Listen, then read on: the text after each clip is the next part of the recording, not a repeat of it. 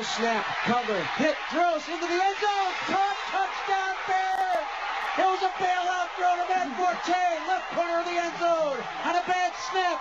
Cutler picked it up, threw it perfectly to Matt Forte with a step into the left corner, and the Bears have the lead 18-17.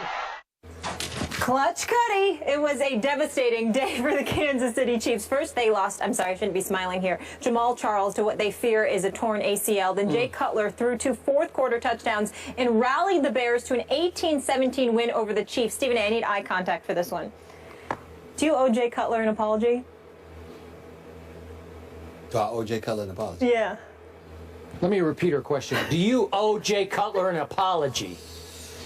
I guess it's not appropriate to say, but I think my initial response would be, do both of y'all need to get tested? Me? Apologize to Jay Cutler for what? Because you won a game? I mean, are you kidding me? What, do you want a cookie? I mean, please. I'm not budging one bit. Jay Cutler, as far as I'm concerned, I will acknowledge this. I'm still not impressed with him. He doesn't move me. He would not be my quarterback. I am still of the mindset that he's the worst possible quarterback for the Windy City. That great sports town that it is, it's damn sacrilegious that they've got him as their quarterback. I'm still of that mindset.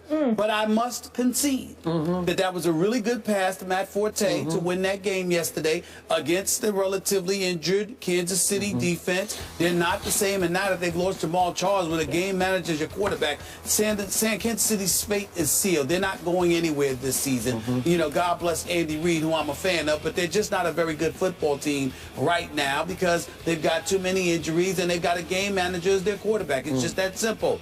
But I will say, now obviously Jeremy Maclin bobbling that pass, which would have put them in a position to win, to kick a game-winning, game-winning field goal would have been nice, but it didn't happen. Let me say this: when it comes to Jay Cutler, I still don't find him to be that impressive. He still doesn't move me. Now I must concede that listening to Matt Slauson, concession here, listening to Matt Slauson, you know, talking about how command of the huddle seems to be better, the communication seems to be better, he seems to be more motivated and more hyped than he has ever been in all of his time in Chicago. Maybe he heard you. John Fox seems to be having a positive impact on Jay Cutler. Okay, if you want to say that, I'll admit that. I mean, I saw something good yesterday that's very foreign for me when it comes to Jay Cutler. I mean, I actually saw, you know, the dead clock be right twice a day when it comes to him. Usually I didn't think that theory applied to him.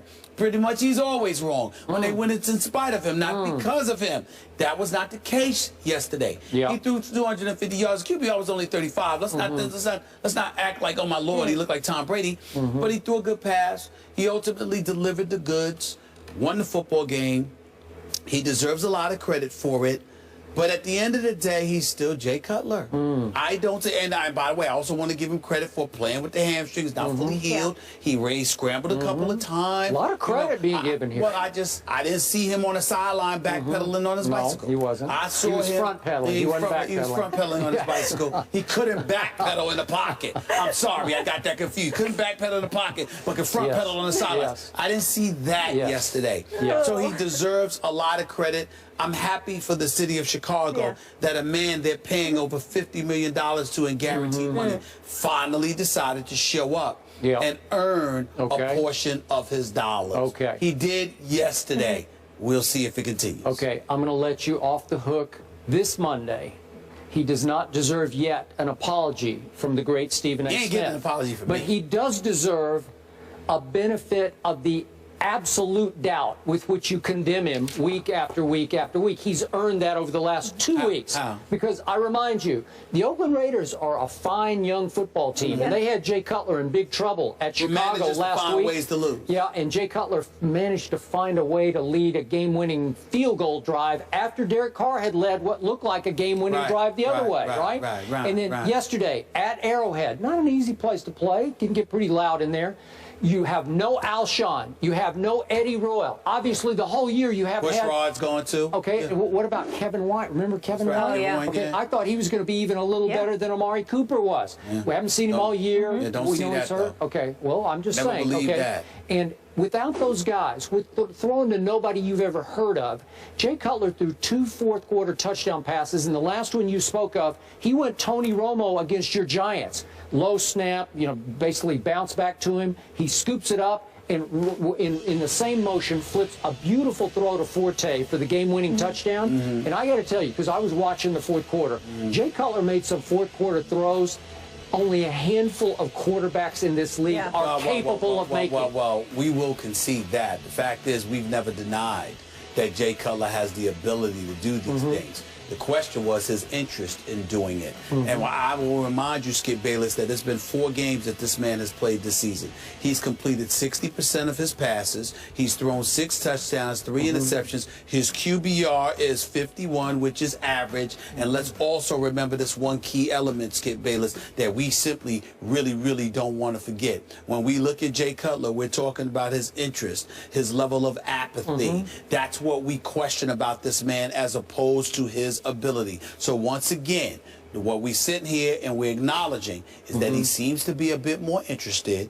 He seems to be more interested in performing and leading this team to victory. I am questioning whether or not that attitude is going to last. It is beautiful to see the man finally step up in a stadium, in a game, and actually earn his money. Oh, my Lord. Thank you so much for earning your money, since the only time we saw you enthusiastic is when you were signing the damn contract to collect the money. Don't get me started. There we go. There we go again. Piling on. Don't get me started with Jay Cutler. You know he had to do it alone. It's the truth. I'm here to suggest that Stephen A. Smith is going to start to sweat over the next 3 or 4 Sundays, because at Lions comes up next week. They got a shot to win that game at the Lions. Well, they got a shot. They got a shot to win a lot of the games. The question wait a is, second. will they got a bye. That's a whole nother story. Then they got the Vikings at home. The Vikings are playing very well. But do the Bears have a shot against the Vikings? I'm sure they do. Then they're on the road against San Diego and on the road against St. Louis. Okay, but at Chargers, and we'll see more about the Chargers coming up tonight, and we'll talk about that to end the show today. But I don't know. Chargers are not